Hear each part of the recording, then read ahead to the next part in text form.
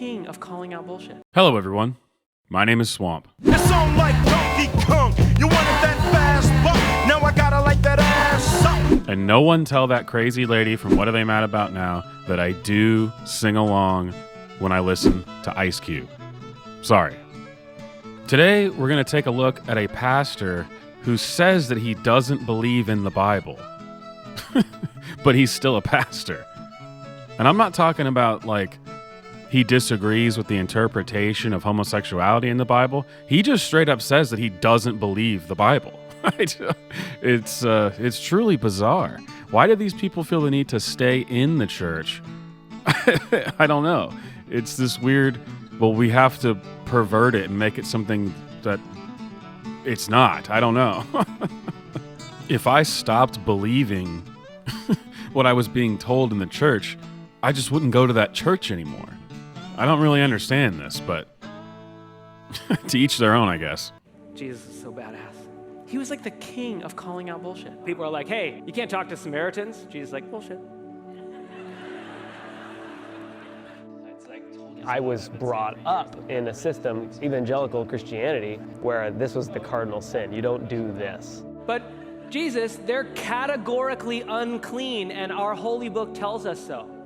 He's like, bullshit, I'm gonna go talk to a woman Samaritan in broad daylight at the well. Why is it so cringy when someone in the church curses a lot to try to seem as if they're, look how down to earth I am. I'm just like everybody else. We're not your grandpa's church.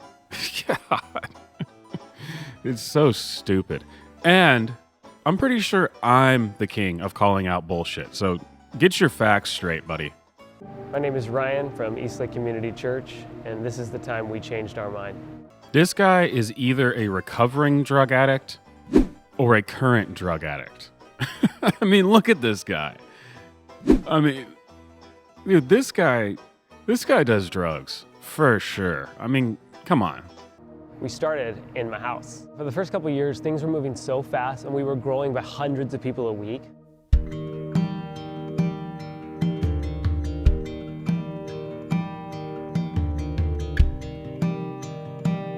I really don't see what's wrong with don't ask, don't tell. I mean, they always say that it's about, like, you know, we can't be ourselves in these places. I want to be myself. I mean, I've had jobs where people don't even know where I live. They don't know if I'm married, if I have kids, who my parents are, if I have any siblings. They know nothing about me. I don't get why that's such a weird thing, you know? It's like that CIA thing that I made a video about, where I want to bring my whole self to work. Please don't, okay? No one wants that. I'd prefer it if you came to work and brought your work self to work and just did the job properly. That would be great. But I guess that's bigoted now. When it came to the conversation around the LGBT community and church policy, or what does the Bible say about homosexuality, I always felt awkward about it. I didn't want to bring it up. Everyone feels awkward about it, dude. Because if you bring it up, it's like opening Pandora's box. They will never shut up about it. The two hardest people to get to shut up, well, me, I'm not in the list. LGBTQ people and vegans. Once you get them going, they're not going to stop. Well, and those people who are really into cycling. God, they're annoying too. Oh, and people who still watch mainstream television. If you accidentally bring up some show that they like, they will not shut up telling you gotta watch it, you gotta watch it. It's the best ever, you gotta watch it. I'm not going to watch it. I'm not going to. Shut up. Game of Thrones was shit from the beginning, okay? And it didn't get bad. It was always bad. Shut up. I felt like I needed to scare people into believing the right thing, because the God who loves them is going to send most of human history to hell. Like, that's the good news. Sounds pretty shitty. That sounds like a you problem, okay? You're doing something wrong. My name's Christina Cobb, and I do music here at Eastlake Church. You're going to tell me nobody knew this person was a lesbian. Come on now. No, we're just great friends. We're best friends. Ayla brought up a question of, what have you never told anyone? And I immediately shut down. What the answer was for me was that I've had attractions to the same sex. Oh, yes. Shocker. No one could have seen that coming just from looking at you. Oh, shocker. That probably wasn't the best word to use there.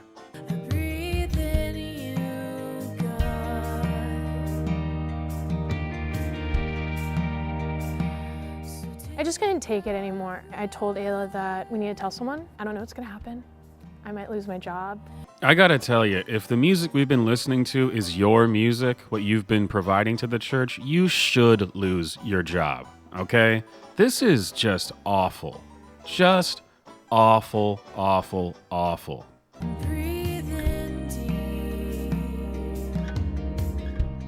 And I was just really so fearful. I didn't need to be though. Luckily, some people, their fears make sense. She pulled me aside and was like, hey, I need to tell you that I'm dating Ayla. I was like, that's amazing, how wonderful, beautiful. But she was crying. And eventually I realized she was saying, look, I'm assuming this is my last day working here. And this video is from Upworthy, which is just basically a propaganda machine. They just push all this nonsense, but obviously you're trying to push a narrative here. You got the music, it's all sad, and everyone's, oh gosh, what a terrible place the church is and all this stuff. And it's like, come on. You got no skin in the game on this one. Just stop. Just stop, okay? Why are you making this video? Come on. And that moment of realizing that I had been a part of a system who had someone who I loved that much, terrified that, relationship aside, this was a categorical, you're out. And my heart broke. And I just realized I had been a coward for too long. Are you feeling inspired? You feeling the love?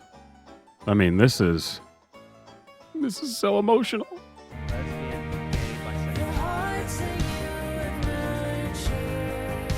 Frankly, I thought it would kill the church immediately. Anybody else get death threats? That's just me? Okay. Lucky me. It's 2022, man. Everyone gets death threats now. This is an older video, so maybe back then it wasn't as common.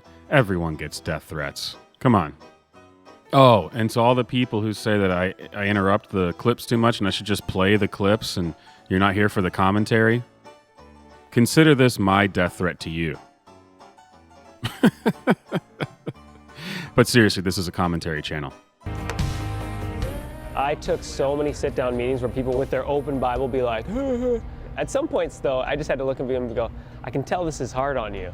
Like, I don't have a problem with anyone in the LGBT community. And in fact, I think we've all remained perpetually immature. Ah, yes, immature.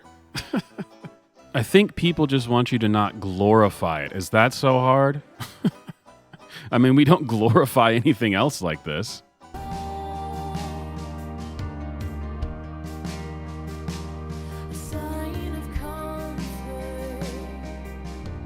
Hundreds of people have left the church and they've lost $2.8 million in the last year.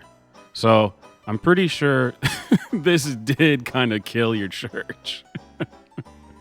He said, I thought for sure it was just going to kill us just instantly. It sounds like it kind of did.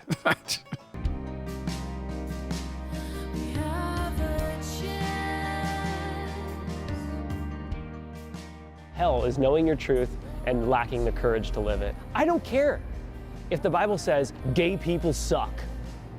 The Bible is pro-slavery, both in the Old Testament and the New Testament. It doesn't have a very great view of women leading and teaching. I have lots of things I disagree with about the Bible. It sounds like maybe this job isn't for you. I don't know what else to tell you. I mean, I would make a terrible imam. That's why I'm not one. Ugh. If you want to go further on the journey, you have some unloading to do. And we've decided it fell from the sky, and now we got to run it, like a manual for how to run the earth, how to legislate morality, and that's not what it is. If we need to consult an ancient book to know what to do when a human being is in front of us, I think we're screwed already. Dude, seriously, you need to get a new job. I mean, isn't kind of like part of being a Christian is that like you believe the Bible? I don't know. Like, isn't that like kind of right up there with number one things that you're supposed to do? Next thing you know, he's going to be start talking about how, well, God doesn't even exist, but I'm the pastor of a church.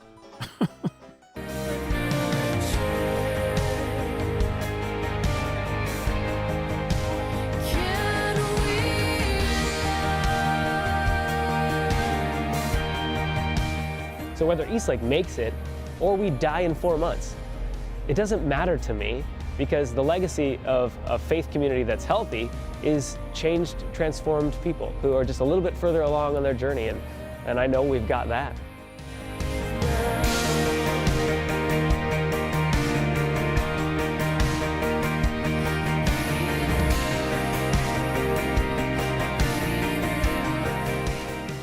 Well, Upworthy, thank you for that. That was very powerful. I was really expecting to start hearing that song, the I Can Fix You song, you know? That was in every single emotional thing that was ever produced when that song came out. I will try to fix you. God. Anyway, my name is Swamp. Thank you for watching the video. Hit like, hit subscribe. Send me a super thanks if you like what I do. Leave a comment letting me know that the only thing I know less about than the church is the LGBTQ community, which is fine, because that's not what this video is about. I was making fun of a guy who looks like a drug addict who's a pastor who says he doesn't believe in the Bible. Come on, that's classic comedy right there. I'll see you guys next time.